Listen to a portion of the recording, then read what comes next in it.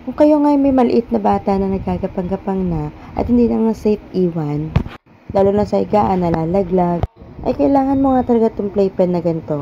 Para nga kahit iwan mo nga siya ay safe nga at talaga siya dyan.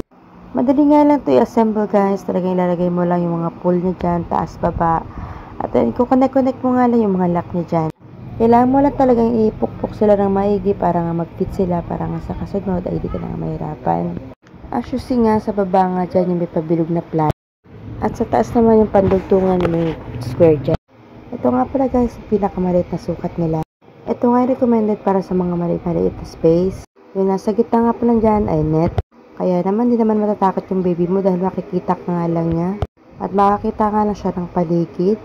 At kung sa quality naman ay mas better nga to guys compare nga sa binili namin na playpen para kay Judine. Dahil mas makapal nga yung pull niya, pati na rin yung tela niya. At itong playpen nga pala na to ay para na to kay Cyril. 6 months na nga pala si Cyril, kaya naman kailangan niya na nga to ay nga si Judine sa duyan.